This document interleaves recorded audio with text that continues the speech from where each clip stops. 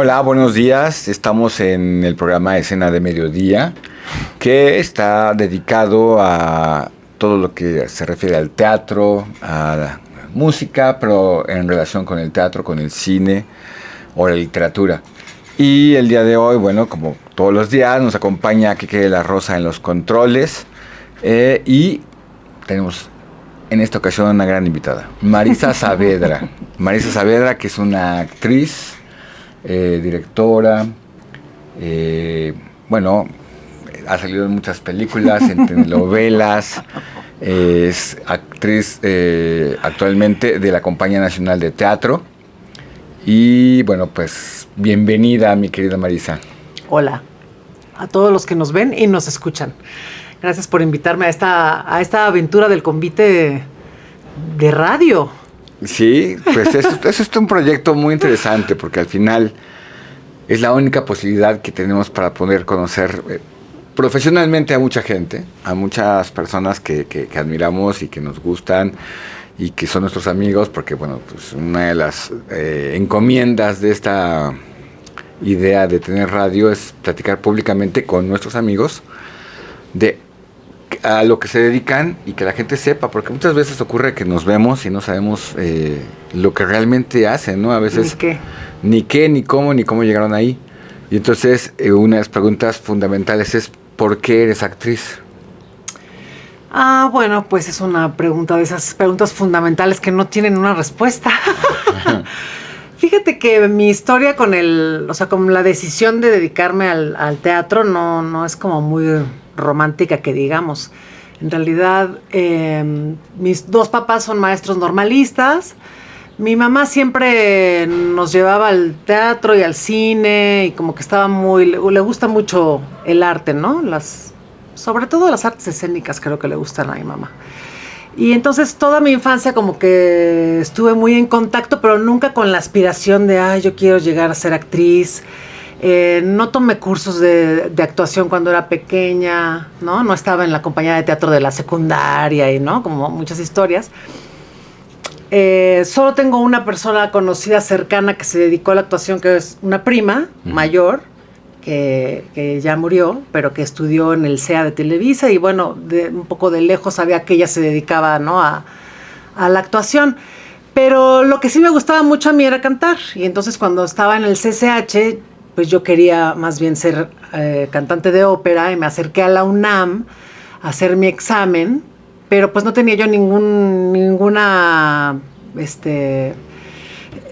preparación previa musical, ¿no? No sabía solfear, cantaba nada más ahí en la regadera.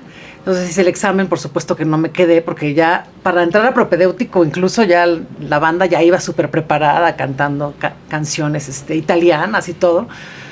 Entonces no me quedé y cuando tuve pase automático para la UNAM y cuando me pregunté, bueno, si no voy a hacer esto, ¿qué es lo que quiero hacer? ¿Qué voy a hacer? Pues me puse a estudiar los compendios de carreras y apareció la carrera de literatura dramática y teatro en filosofía y letras. Uh-huh. Y me leí todo el programa de estudios y dije, bueno, pues esto es lo más cercano. Misteriosamente es lo más cercano, no sé por qué pensé eso, a lo que yo quiero hacer, que supongo que tenía que ver con el escenario, ¿no? Hay como una intuición ahí escénica, pues. Y entonces la elegí. La elegí y ya tenías 3 opciones y fue así como teatro. Dije, pues si no es eso, ya valí, ¿no? Eso sí, había esa certeza de que no iba a ser así de, bueno, si no es teatro es medicina y si no es abogada, para nada. Era como es esto o es esto y ya ahí está mi apuesta, ¿no? Ajá. Entonces, pues me quedé en la carrera y yo creo que ya como a los 2 meses de empezar a estudiar ya estaba enamorada del teatro, ¿no? Ajá, pero tú llegaste al teatro sin saber de teatro. Pues no, la verdad no. O sea, así como de tener una experiencia previa. Los juegos infantiles, ¿no? Con mi hermana jugaba mucho, sí, a montar obritas de teatro y hacíamos radio, hacíamos un programa de radio, pero pues cosas que uno inventa cuando es chiquito, según yo. Uh-huh. Según yo, todas las personas hacemos eso, ¿no? Lo sé. No, sí, claro. Es algo que hemos encontrado mucho aquí. La mayoría, la gente que nos dedicamos a algo que tenga que ver de alguna manera con las artes, casi siempre la imaginación fue el punto fundamental. Y una de esas actividades en la infancia, con la imaginación fue a jugar a hacer radio. Fue algo que hemos escuchado mucho, ¿no, Quique? Es algo que... Sí. Hacer radio, ¿no? Es algo que es mágico, es algo que te vuela la imaginación y te lleva no solamente a imaginar tú, sino a hacer que los demás imaginen lo que estás haciendo. Sí, claro. Sí, pues yo supongo que sí tuvo que ver como esta inclinación de mi mamá hacia el teatro y hacia el cine, sobre todo también. Mi papá tocaba la guitarra y cantaba, pero nada más, tampoco con ninguna aspiración realmente de ser un artista, ¿no? O sea, eran maestros. Mi mamá montaba obras de teatro con sus alumnos, ¿no? Por ejemplo, que era una cosa, pues, que no todos los maestros hacen. Ella lo hacía porque le gustaba, ¿no? Y mi papá siempre se dedicó a dar clases a niños de primaria, pero a los primeros 2 grados, primero y segundo, y se llevaba su guitarra y les cantaba canciones, ¿no? Por ejemplo, o sea, había una sensibilidad ahí interesante. Entonces mi hermana y yo jugábamos muchísimo, solas, ella y yo, porque yo vivía por la carretera Cuernavaca, que pues en el tiempo en el que yo vivía allá era campo abierto, ¿no? Era la casa de mis papás que compraron un terreno allá porque allá les alcanzó y se cruzaban los conejitos y había cochinos ¿no? Y éramos los únicos que vivíamos ahí. Entonces mi hermana y yo solas, mucho tiempo en esa casa porque estaba muy lejos de todo, estudiábamos hasta Barranca del Muerto, o sea, lejísimos. Ajá.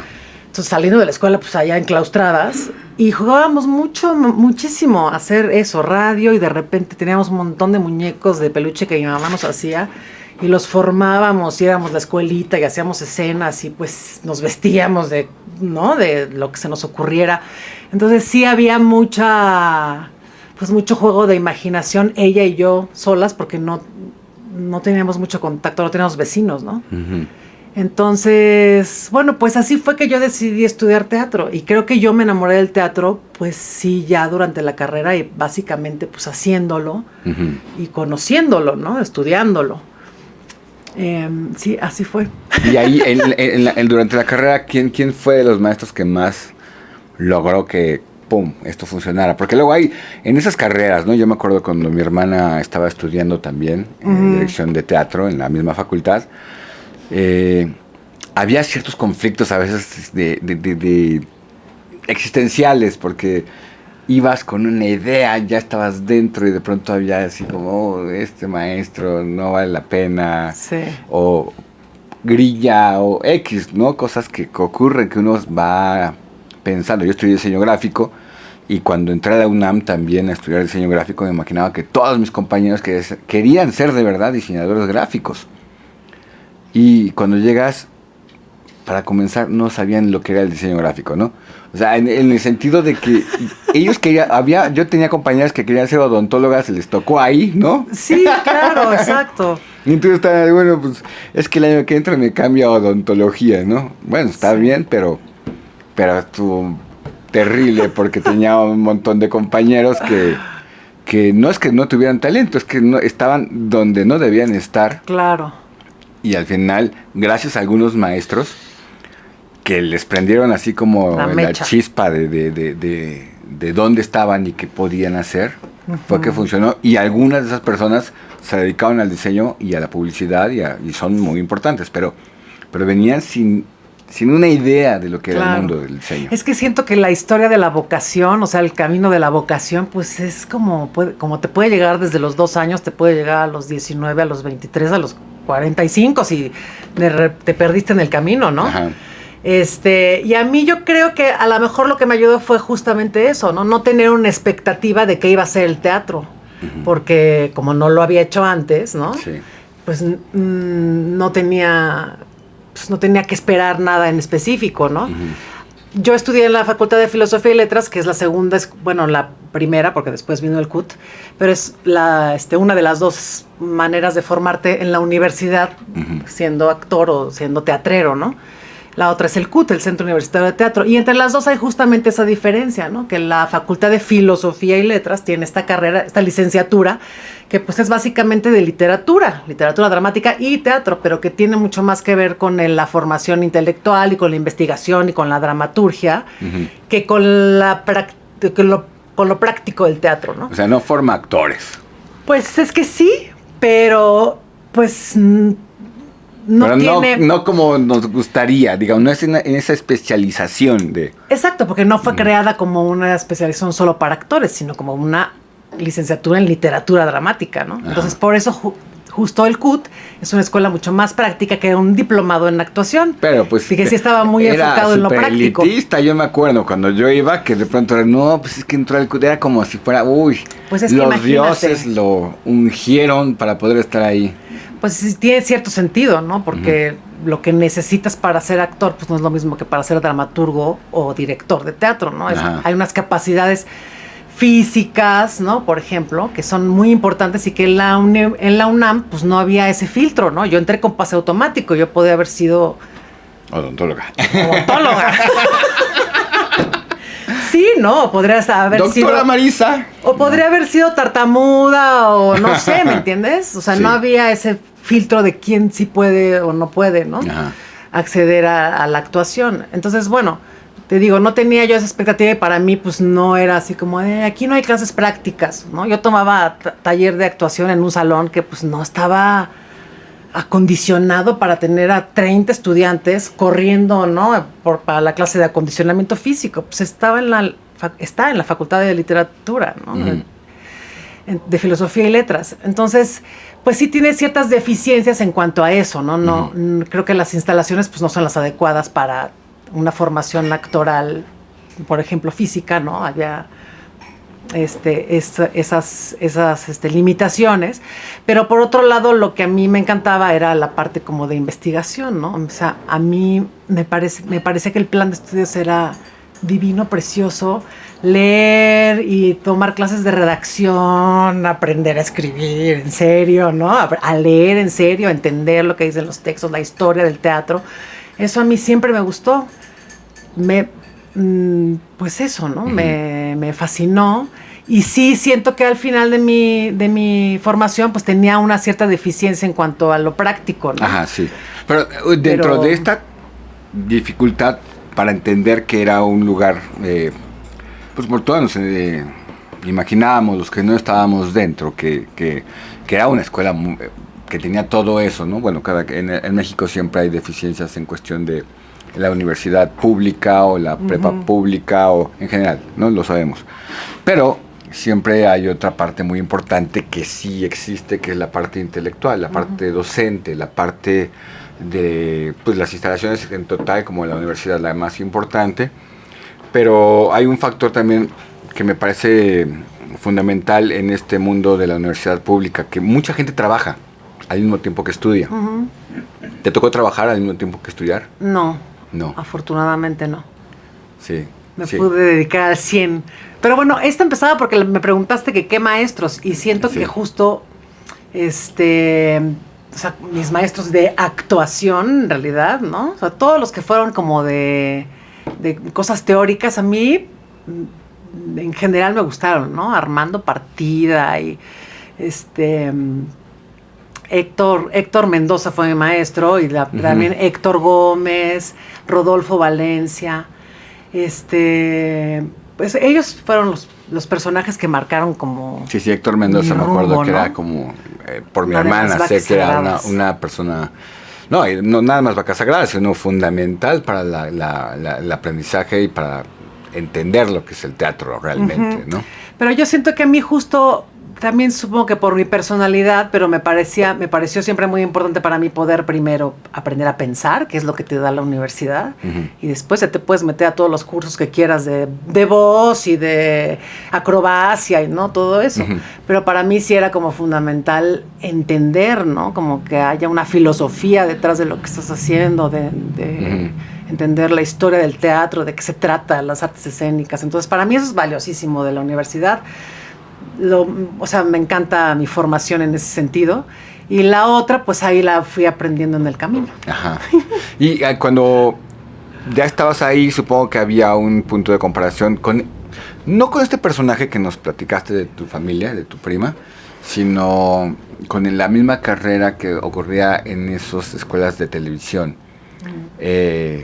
¿Alguna vez quisiste estar en el CEA o en alguna de estas cosas?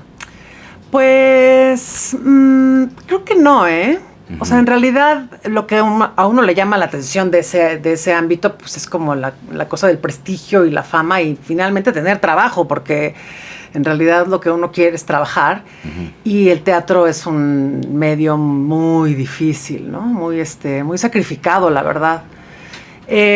Cuando ya estaba en la UNAM me tocó la huelga y durante ese tiempo pues nos quedamos sin aulas, ¿no? Solo el maestro Mendoza, que yo estudiaba en ese momento con él, nos abrió las puertas de su casa e íbamos a su casa a tomar clases, ¿no?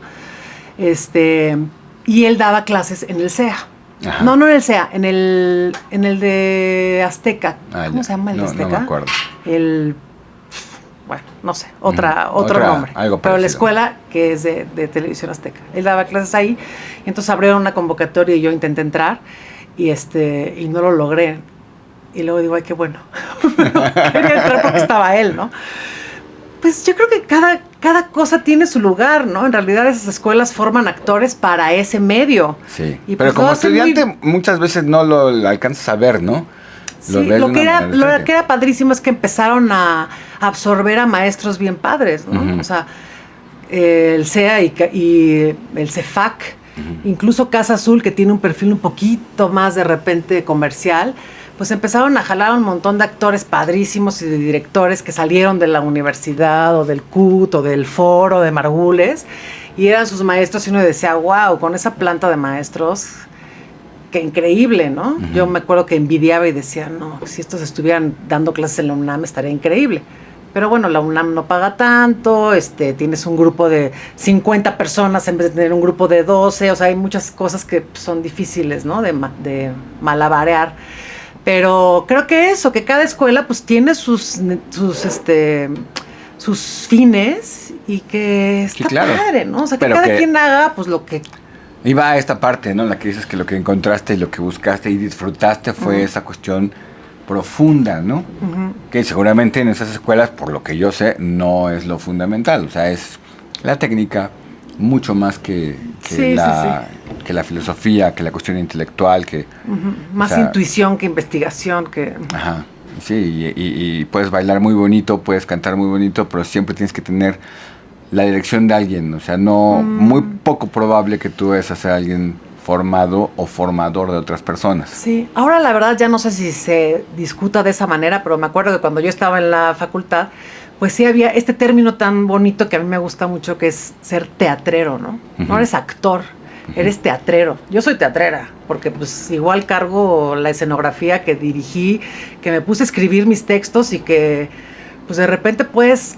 O sea, conoces de muchas áreas y las haces porque no te queda de otra. Entonces eres teatrero, conoces como en el global de qué se trata esto que haces. No eres solo actor o solo director, ¿no? Es como en la cocina ahora. Y eso está bien muchos padre. Se llaman chef y imposible que vayan y que limpien, ¿no? Porque son el chef.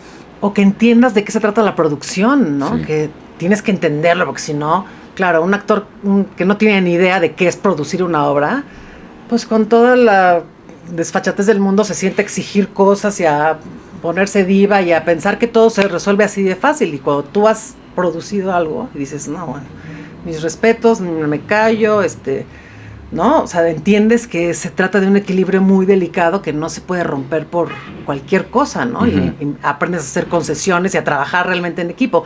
Eso es padrísimo de ese término de ser teatrero, y creo que en mi caso siento que la facultad me daba eso, ¿no? Porque pues, tocabas todas las áreas, maquillaje, o sea, como que pues, sí, entendías un poquito el contexto de todo el arte escénico, ¿no?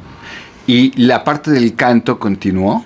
O sea, ¿continuó ahí paralelamente o fue después que lo desarrollaste? ¿O cómo ocurrió? Sí, pues, no, o sea, no me admitieron en la UNAM, entonces decidí ir a lo que ahora llaman la Superpior, perdónenme, la Superior de Música, la escuela de Limba. Entonces hice examen, me quedé en el propedéutico y estuve creo que como 1 año y medio, pero pues yo ya estaba en la facultad, ¿no? Ya tenía mis 19, 20 años. Y de repente para mí la verdad sí era muy duro estar así en mi clase de solfeo con niñitos de 8 años en el propedéutico que me daban 3 vueltas, ¿no? Que yo era así como... Sí, ellos aprendían así, a mí me costaba un montón de trabajo y era un poco frustrante eso. eso me pesó, la verdad. Y por otro lado, pues que la formación operística es, híjole, ¿no? O por lo menos en ese momento a mí me tocó que era súper rígida. Los maestros de canto eran, bueno, así, by the book, ¿no? Cuadrados, como ellos solos. Y yo ya estaba haciendo teatro, ¿no? Yo ya era un desmadre. Aquí no hay aquí no hay censura, ¿verdad? No. Entonces, pues me aburría, ¿no? Me aburría un poco que quisieran como... Pues la interpretación de las canciones era como... Y me acuerdo que en mi primer examen de canto me equivoqué 3 veces en una canción. 3 veces. 3, no una. 3. Entonces, no sé qué. Ay, perdón. ¿Otra vez? Uy, perdón. Muerta de risa yo, ¿no? Otra vez, la tercera es la vencida. Creo que se me estaba olvidando la letra, una cosa así. Pero yo con la desfachatez ya de una teatrera, pues como que no me importó mucho. Y bueno, tenía yo a todo los maestros, ¿verdad? Para el público muerto de risa y los maestros infartados, ¿no? O sea, falta de respeto absoluta.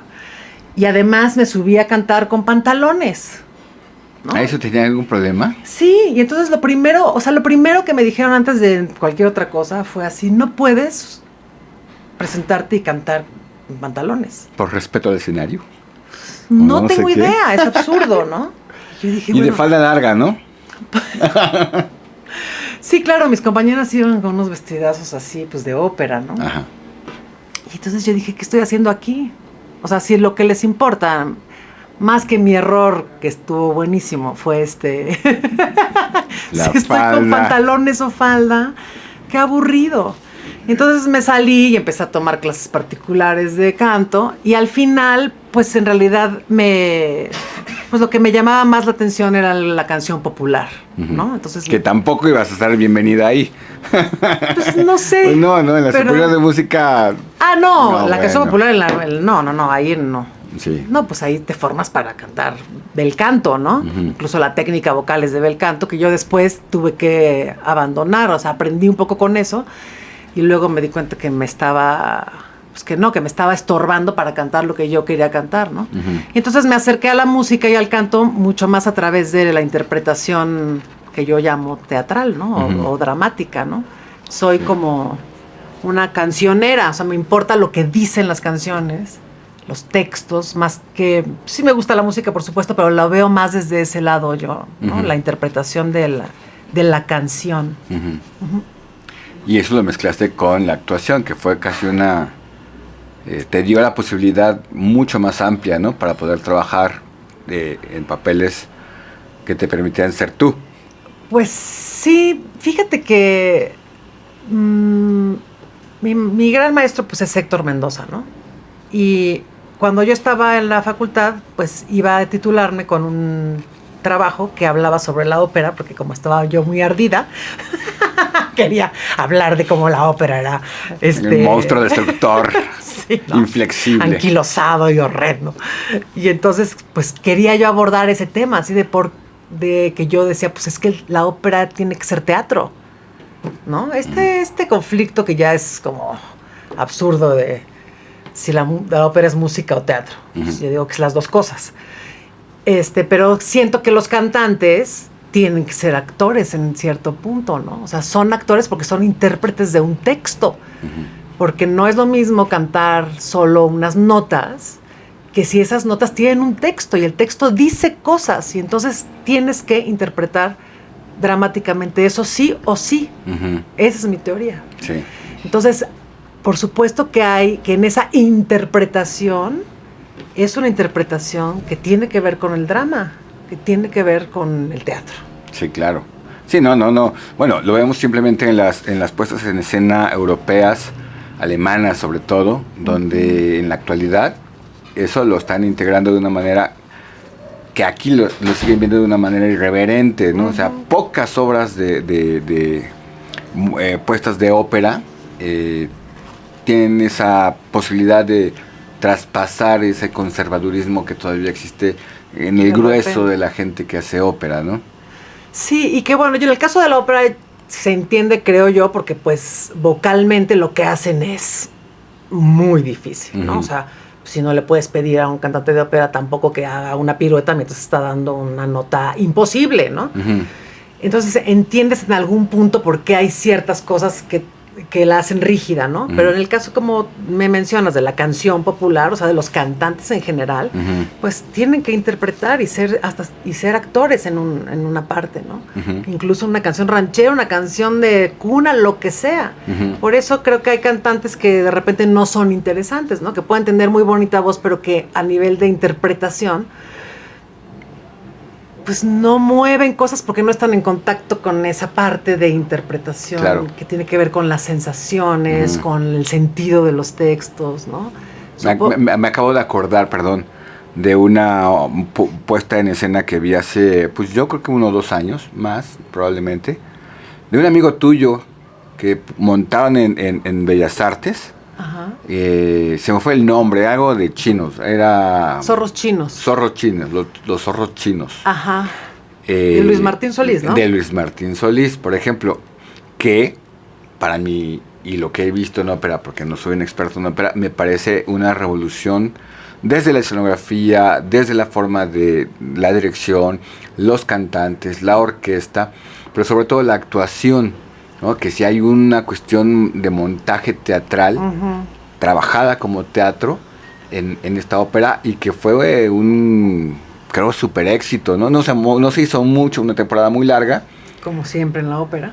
Pero que logra eso que estamos diciendo. Y no es precisamente una persona o sea, que nació en la ópera, sino viene del teatro, con toda esa visión, y que creo que tiene un poco de explicación en esta obra, que es genial, y además basada en la obra musical de una mujer mexicana, enlatada durante mucho tiempo por esta cuestión también que tiene que ver con otros aspectos que vamos a platicar, que es las mujeres en el teatro, y que, pues sí, ahí está. Ese conflicto que tú dices que tenías, que pareciera que es eterno, me parece la mejor explicación de todo esto, y que es de tu generación, ¿no? O sea, con tu amigo, con... Sí. Incluso cuando yo le platiqué mi intención de hacer esta investigación a Héctor Mendoza, o sea, él con la mano en la cintura me dijo así, no, la ópera no es teatro, punto final, se acabó, o sea, que te estás metiendo con eso. Entonces yo dije, bueno, pues cada quien sus ideas, ¿no? Pero sí yo encuentro eso, o sea, como este sueño de ser cantante, pues o de ser músico, que ojalá en mi próxima vida sí reencarne en músico, así, en serio. Sí. Yo ahorita me considero más actriz, ¿no? Pero sí entro a actriz y cantante, digamos, no músico, no soy músico, pero sí soy una cantante y soy una intérprete, y creo que tengo esa aproximación con la música y con el uso de mi voz a través del teatro, ¿no?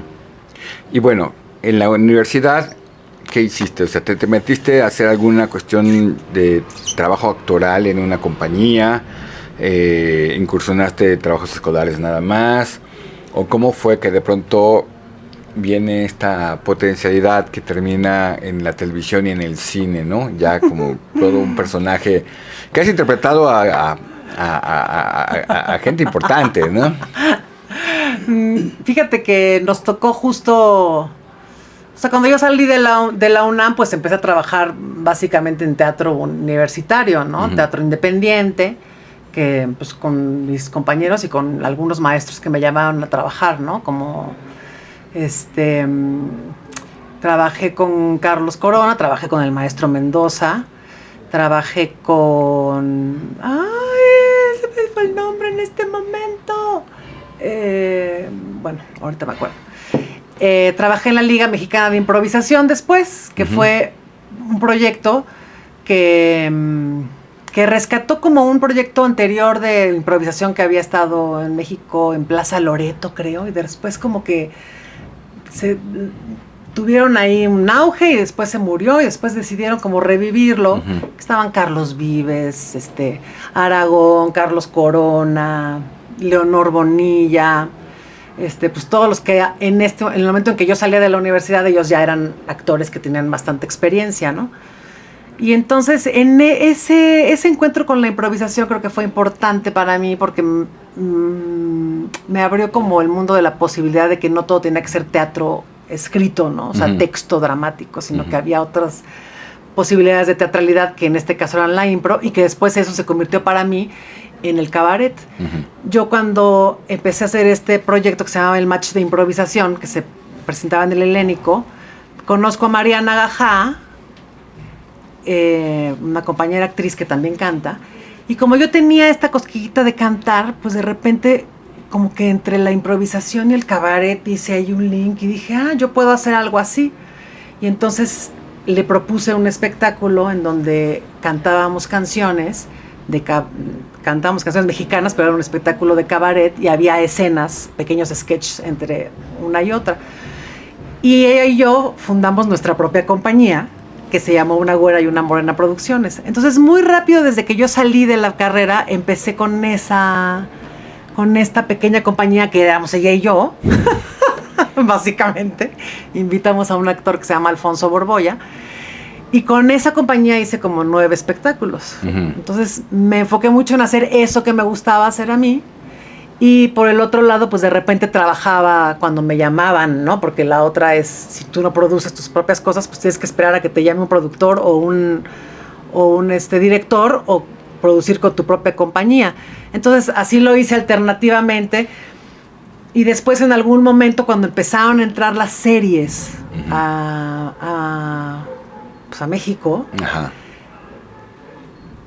Televisa y Azteca pues empezaron a no ser las únicas maneras de entrar al audiovisual, ¿no? Y las series empezaron a llamar a muchos actores de teatro, porque pues era un nuevo producto que necesitaba otro tipo de actores y que no tenían exclusividad con las televisoras, ¿no? Y entonces eso hizo que de repente nosotros pudiéramos tener acceso a castear a cosas para las que normalmente no. Yo en algún momento intenté dejar mis papeles en Azteca o en Televisa y jamás me llamaron para hacer ningún casting, pues porque ellos tienen su propio semillero, ¿no? No les interesaba en realidad captar talento de otro lado. Y entonces ahí empecé yo a hacer castings para series hasta que pues tuve la buena suerte de quedarme en un par y a trabajar en audiovisual cuando había chance, ¿no? Pero ¿cómo es el mundo de las relaciones públicas mientras todo eso ocurre? O sea, ¿cómo funciona? ¿Dónde vas? Por ejemplo, ¿no? Yo alguna vez en mi vida solo pensé, nunca llegué a la idea real de... Me pasó por mi cabeza ser actor, por ejemplo, ¿no? Yo desde niño igual... Algo tienes. Algo por ahí hay, pero cuando yo me imaginé, ya iba en la universidad y todo, yo tenía esas preguntas, ¿no? Yo estaba estudiando diseño gráfico y siempre me pregunté, bueno, pero ¿cómo se le hace para entrar a un despacho? Porque yo ya fui como estudiante a tocar algunas puertas y nadie me abrió nada, ¿no? Entonces, pues, la única posibilidad que yo tenía en mi cabeza, clara, era que iba a poner un despacho yo y punto, ¿no? Y pura imaginación, porque después ya no sabes ni cómo captar clientes ni nada. Sí. Pero en el teatro, ¿cómo le haces? Porque, bueno, en el diseño por lo menos sabes que, pues por lo menos te vuelves alguien que hace tarjetas de presentación en serigrafía, ¿no? Pero en el teatro, ¿cómo empiezas las relaciones? ¿Cómo empiezas a vender tu trabajo? ¿Cómo empiezas? Sí. Porque eso de que hice casting y todo, pero hay mucha gente joven que está en carrera de teatro o haciendo esta idea de actoral, que no tiene ni idea de cómo llegar a esto, cómo vender, cómo hacer. ¿Es en las fiestas? ¿Es en dónde? ¿Cómo se hace? Ay, pues no, yo creo que no hay receta, ¿no? O sea, yo creo que ha cambiado mucho la industria, o sea, la audiovisual y también la teatral.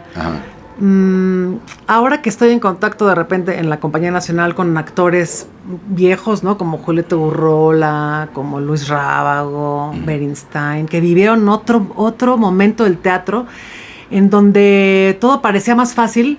Supongo que en la música también pasa, porque el mundo era más pequeño, ¿no? O sea, porque pues, eran unos cuantos los que estaban ahí y a esos les tocaba hacer historia y todos se conocían. Y estaba empezando, ¿no? A desarrollarse la industria. Y entonces, pues, sí era mucho más fácil conocer a todo el mundo y que te conocieran. Y de repente ahora somos, o sea, el chiste de que hay actores saliendo de las alcantarillas, ¿no? hay muchísimos actores y también hay muchos lugares en donde trabajar, ¿no? Ahora no solo las televisoras, sino las series y hay comerciales y teatro de universitario y teatro comercial y, bueno, musicales, ¿no? Entonces, cuando yo salí, por ejemplo, de la UNAM, pues mi única posibilidad era tu trabajo, ¿no? O sea, que te vean en el escenario, porque si no te ven, pues ¿quién te va a hablar? Uh-huh. La otra es, haz cosas. Tú, si no te llama nadie, haz cosas tú con tus amigos. O sea, tienes que buscar la manera de estar en el escenario uh-huh. y ser visto, como diría Luis de Tavira. Ser es ser visto. Uh-huh. Pues en tu casa, sin que hagas nada, pues nadie te va a conocer, nadie te va a llamar, ¿no? Uh-huh. Aunque vayas a 1000 fiestas. O sea, de eso no se trata, o creo yo, ¿no? Entonces, creo que pues hay que buscar estar en el escenario. Y al principio, pues es como puedas, ¿no? Casi siempre los actores, por ejemplo, por lo menos los que yo conozco, pues producen sus propias cosas, ¿no? Y hay que pues, levantar proyectos para estar ahí y que suceda, ¿no? Uh-huh. Aprender. La otra es que te llamen, y en el teatro pues casi no existe esta cultura del casting, en el teatro por lo menos mexicano, ¿no? Uh-huh. Te llaman porque te conocen, porque te vieron, porque tu maestro se acuerda de ti, por conexiones, sí, de relaciones públicas, ¿no? Ajá. Hago una obra y invito a todo mundo para que me vean y ¿no? Uh-huh. No hay de otra, porque no hay mucho. O tienes suerte, ¿no? Como le tocó al hermano de una exnovia que tenía hace muchos años y que ella misma me contó y luego me lo encontré yo una vez en el Teatro de la Ciudad. Y yo bueno, pues era alguien que podríamos decir ahora que era medio delincuente, ¿no? Y ¡pum! Fue que lo encierran, ¿no? y ahí encerrado, pues se reformó y hizo talleres de teatro. Okay. Y entonces hubo una obra de teatro ahí adentro, invitaron gente de fuera uh-huh. y alguien le dijo, es perfecto para lo que necesito. ¿Cuánto le falta para salir, no? Pues un mes, pues en un mes te quiero, ¿no? Y pum, de ahí comenzó su carrera de actor en series de Netflix. O sea, le va muy bien. ¿Quién es? No me acuerdo su nombre. Pero es un actor que el día que yo me lo encontré, iba caminando él por la calle de Donceles. Uh-huh. Y entonces él me reconoce y me dice, Alberto, ¿cómo estás? Le digo, ¿qué tal? ¿Cómo estás? ¿No? Pero con la misma cara que yo lo conocí, la misma forma de vestir y todo, ¿no? Le digo, ¿a dónde vas? Le digo, voy al concierto de Héctor también. Y dice, es amigo mío, ¿no? Le digo, mira, pues vamos, ¿no? Y ahí vamos caminando. Y entonces hay gente que lo reconoce en la entrada y le pide autógrafos, ¿no? Claro. Y entonces yo digo, ¿y eso cómo estuvo? Ya me contó su historia. Y de verdad, una cosa padre. De suerte también. O de tener un talento extraordinario o una cara inolvidable, ¿no? Ajá. O sea, también creo que esas historias son las menos. Ajá, ¿no? Sí. Porque pues grandes actores con esas historias de éxito pues hay pocos, pero la mayoría pues somos gente humildemente, ¿verdad? Ajá. Trabajadora, que pues tendrá ahí sus facilidades, sus talentos, pero en realidad pues hay que trabajarle, sí. ¿No? Te digo, entonces yo siento que el teatro no tiene esta cultura de la audición, no todo mundo va a audicionar, incluso si cuando hay audiciones, pues te llama quien te conoce así, o te proponen y entonces ya vas, pero tienes que tener a alguien que conozca, ¿no? Uh-huh. En el mundo de musical, por ejemplo, sí hay esta cultura de las audiciones, ¿no? Uh-huh. Entonces, audición abierta y va todo mundo, y en una de esas, si eres extraordinario, aunque nadie te conozca, pues te llaman, ¿no? Uh-huh. Yo entré a trabajar, por ejemplo, a Confesiones de Mujeres de 30, una obra de Ocesa, por audición. Es la única audición creo que he hecho en teatro así abierta, pues a que yo pude ver en un periódico no sé dónde y que me presenté porque yo quise, ¿no? Llegaste con tu periódico doblado y todo. Sí, casi. Pero fuera de eso, pues la verdad es que siempre es porque alguien te habla, porque te recomendó, porque sí, porque es así, ¿no? Sí. En el caso de la televisión y así, pues yo, por ejemplo, siempre me preguntaba eso, así, ¿cómo le hace uno para hacer audiciones, para las series, para las telenovelas? Pues es un círculo muy cerrado, incluso el cine también es un círculo bastante cerrado, creo yo. Yo he hecho poco cine, he hecho más televisión, he hecho muy pocas cosas de cine. No sé cómo entrar a ese medio, todavía ahorita no lo tengo claro, no sé cómo. He hecho algunos castings, sí, pero los menos, ¿eh? Y ahora veo que pues esta cosa de los representantes pues es como una herramienta pues que yo no termino de entender, porque siento que los representantes en realidad lo que hacen es conseguirte nada más el acceso al casting, pero en realidad no te representan, ¿no? No te arman una carrera, no... Pues sí, no es como su trabajo promocionarte a ti, tu persona, Marisa Saavedra, con estas capacidades, sino decir, hay un casting que tiene tu perfil, vas, hazlo y ya. Sí, ¿no? Pero... Y así le hace a varios, el mismo representante. Bueno, a 50. Ajá. Pero de repente, si no es eso, no tienes acceso a esa información, que es lo más interesante, ¿no? O sea, no son castings abiertos a todo el mundo. También se entiende porque somos millones, ¿no? Pero pues sí, es como un albur y pues intentarle. Yo sí creo que es necesario tener esa puerta, ¿no? Ajá. Tener una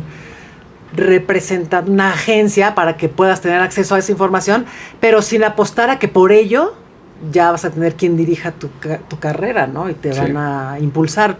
Eso no es tan cierto. No es tan cierto. Bueno, pero se ha ido abriendo más, ¿no? O sea, si no, en esta posibilidad tú hubieras estado descartada desde hace mucho tiempo, según cómo se manejaba, porque tienes un gran talento, pero finalmente... Absolutamente, y porque además siento que muchos actores, sobre todo los que venimos del teatro más universitario, ajá, pues no tenemos este perfil que se necesita de repente, por ejemplo, en las televisoras, ¿no? Entonces, como en tu compañía de teatro, ¿no? Que es una güera y una morena, y tú eras la morena. Yo era la morena, claro. ¿Y a la güera cómo le iba? Pues la güera también se queja porque dice que no tiene trabajo porque es güera.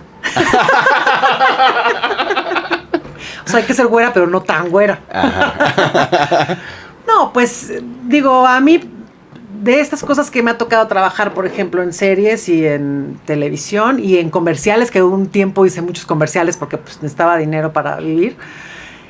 Mi perfil se llama mexicana aspiracional. Ah, sí. Que es una cosa horrenda, ¿no? Es decir, parezco mexicana, pero no tan mexicana porque no soy tan morena, ¿no? Uh-huh. Entonces soy aspiracional porque soy esa mexicana que podría hacerse pasar por alguien nice, ¿no? Uh-huh. O así lo entiendo, no sé cómo entenderlo, pero es una cosa como de... Sí, una etiqueta horrible. Horrible. Entonces no paso de ser eso, ¿no? La mamá, la madre abnegada, la esposa, la que vende en el mercado, ¿no? Uh-huh.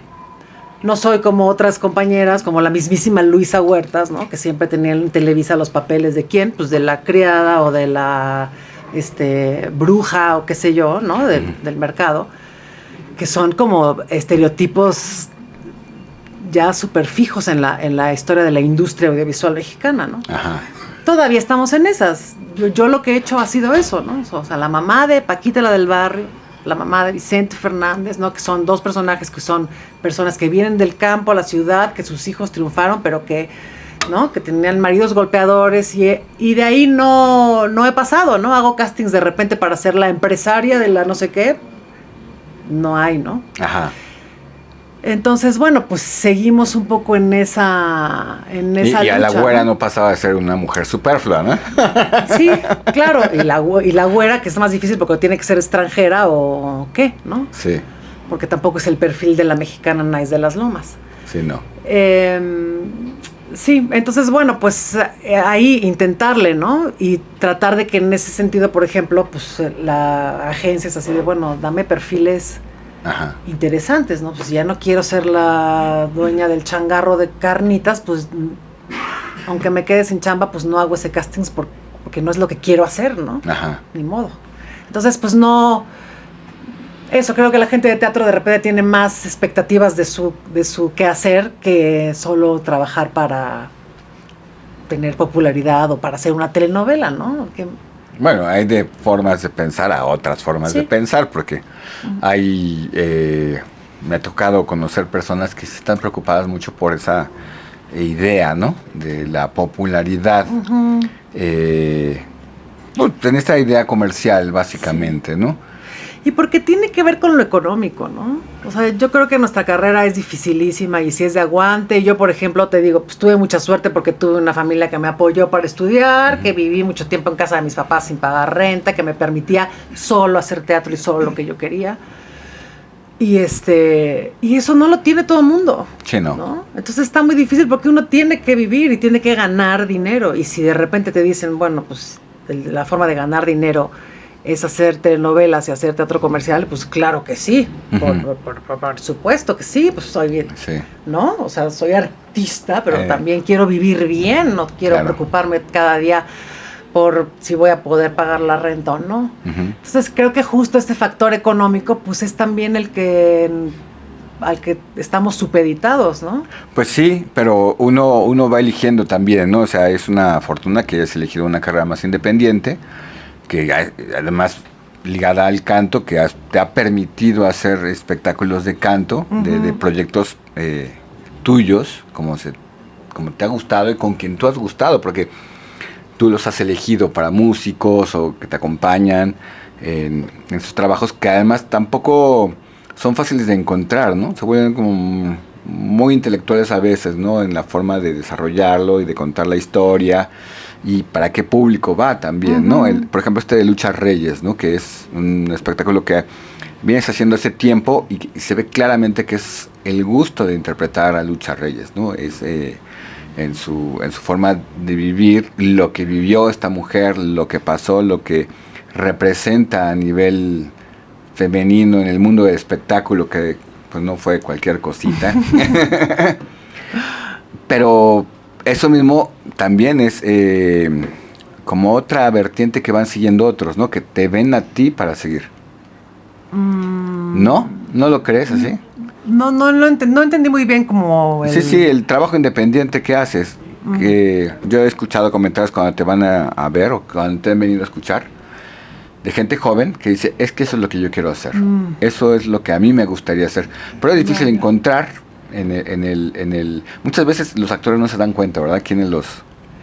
¿Cómo influyen en otros? Pues fíjate que yo creo que eso sí es una... Bueno, no sé cómo explicarlo, la verdad. O sea, cuando yo empecé a hacer esto, yo nunca me he planteado... es como, ¿quién decía? ¿Quién estaba en esa entrevista que decía? Creo que Almodóvar, ¿no? Que decía, yo no sé si me ha costado trabajo, ¿no? Yo sé que no puedo hacer otra cosa. ¿No? O sea, como alguien le preguntó, ¿y tú alguna vez pensaste que no podrías llegar a ser o que no eras un buen director? Y él dice, nunca pensé eso. Yo solo pensé que lo tenía que hacer porque lo tenía que hacer. Ajá. Y a mí, por ejemplo, con el cabaret y con el canto, incluso con el teatro me pasa eso, que no me planteo mucho si soy o no soy, pues es que es lo que hago. Y entonces, pues lo hago. Sí. Y nunca me planteé, ¿seré buena escribiendo shows de cabaret? Sí, yo los escribí en ese momento, porque en ese momento necesitaba expresar eso y lo expresé así. Y ahora llevo mucho tiempo que no escribo, porque no porque no pueda, sino porque siento que ahorita no quiero escribir. Ahorita te estás dejando llevar por donde estás, que estás en la Compañía Nacional de Teatro. Entonces siento que pues yo sí creo en el artista como en alguien que necesita hacer lo que tiene que hacer. Y esas son las verdaderas obras de arte. Yo necesito decir una cosa. Lo otro es oficio. Ajá. Yo puedo trabajar como actriz en una obra que no me gusta o que dice cosas que no me interesan y lo puedo hacer bien. Y es mi oficio de ser actriz. Sí. Pero hay cosas que sí me interesa, discursos que me interesa decir y hacer, y esas son mis proyectos en donde yo sí siento que estoy siendo artista yo, ¿no? Ajá. Entonces, pues yo creo que es eso, que uno tiene que ser fiel a las cosas que uno quiere decir, a los intereses reales, ¿no? De la persona, que no los puedes hacer todo el tiempo, a menos que seas muy privilegiado. Pero cuando hay que hacerlos, pues hay que hacerlos, ¿no? Y entonces, yo ahorita, por ejemplo, me acuerdo de la frase de Héctor Mendoza cuando terminó el curso, que te da como una evaluación, y me dijo, usted va a ser buena actriz, pero depende de cómo se venda. Y yo creo que no me sé vender.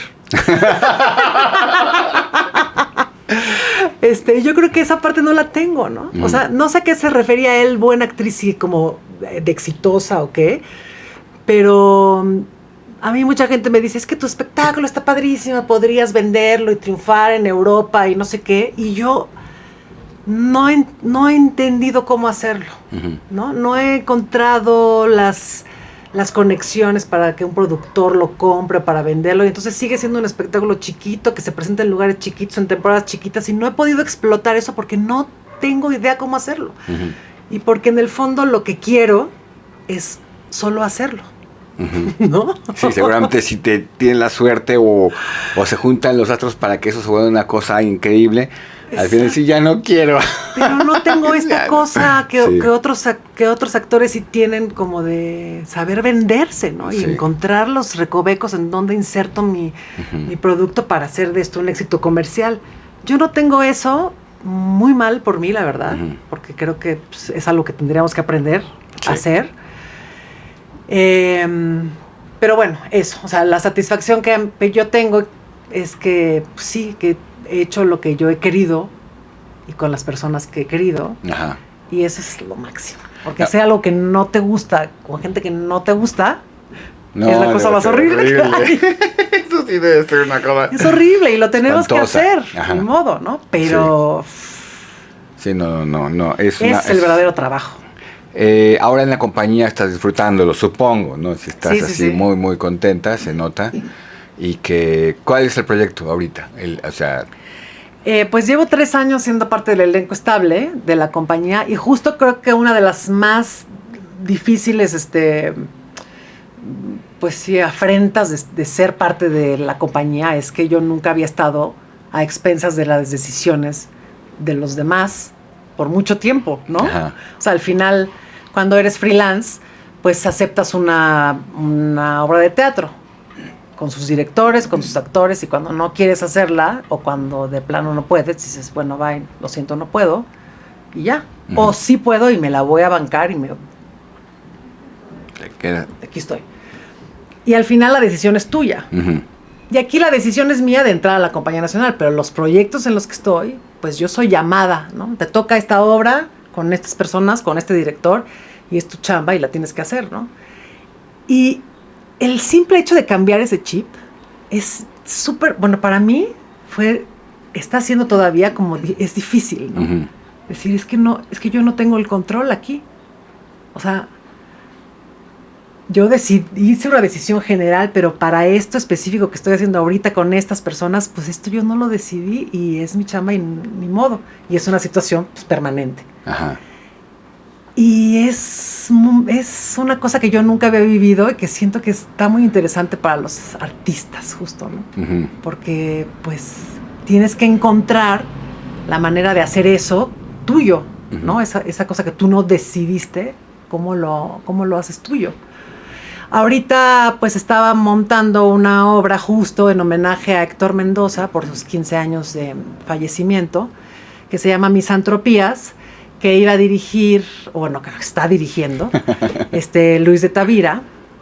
Entonces, pues yo estaba feliz de la vida porque era porque es un texto de mi maestro de actuación, ¿no? Que sí lo amo con locura. Y luego trabajar con Luis de Tavira, que es otra de las personalidades del teatro mexicano y que nunca he trabajado con él y que se me hace un hombre extraordinariamente brillante.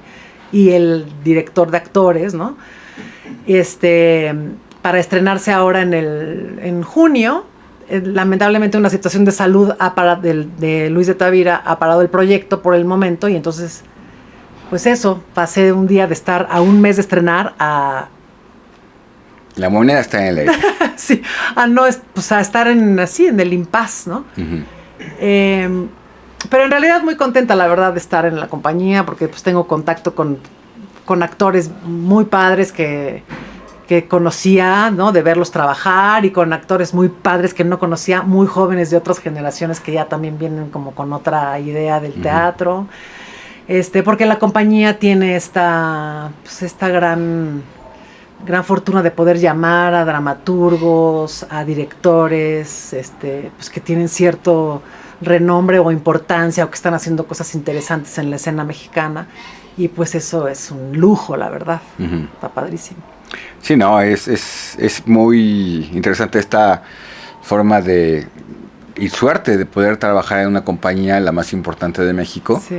y que, pues sí, es otra forma de trabajar diferente a todo lo que has hecho en tu vida, Sí. pero también es formativo, ¿no? También es una cuestión No, absolutamente. de entender cómo probablemente después de este paso por la Compañía Nacional de Teatro, que dure mucho, tu estancia ahí, entiendas cómo se vende, a qué se refería Héctor Mendoza cuando te decía que aprendas a ¿Cómo venderte, vas a ¿no? vender? Sí. Por lo mientras, el tiempo se nos ha ido y nos hemos quedado ¿Cómo con crees? muchas cosas en el tintero. Y dijimos que era mucho una Y hora. Era mucho, ¿En pero serio? sí, en serio. Bueno. Nos falta hablar de tus personajes en las series de televisión, la mamá de Vicente Fernández, la mamá de Paquita, la del barrio. del barrio, de tus personajes X en muchas otras trabajos, tu paso por la ANDA, que también es importante como actor, que se encarga de otros actores en una asociación, en fin, de muchas cosas y proyectos buenos, buenos y malos que te han tocado tener. Vamos a hacer una miniserie de chismes. Bueno, eso sí, si quien escucha esto se divirtió, porque a lo mejor te dicen, no la vuelvas a invitar. No se sabe vender, ¿no? Pero bueno, pues muchísimas gracias, Marisa, de verdad A ti. divertido y aprendimos un poquito más de tu vida y de las cosas que has pasado. Celina Aguilar no puede estar el día de hoy porque hoy es un día complicado de cuestiones de administración. Me hizo el feo y nunca lo olvidaré. No hizo el feo, tenemos encima todavía. Ahorita vamos directamente a el centro de la Ciudad de México porque tenemos sí, el Jazz Book, con el Jazz Blues, que se presenta Javier Quirarte, y Yujama se llama el proyecto con el que cerramos el festival. Entonces se nos juntó una serie de pagos que es hoy, o si no ya mañana es un problema. Me cierran el changarro. Sí, lo que está ocurriendo en el Zócalo, que probablemente vamos a tener que llegar mucho más, el festival que cierra hoy y otras cositas que tenemos por ahí que resolver el día de hoy. Sí. Y bueno, pues a ella le tocaba estar aquí hoy, pero lo resuelve, porque sí, ya es una cuestión de una cafetera también, que ya pasó mucho tiempo y nos la han entregado.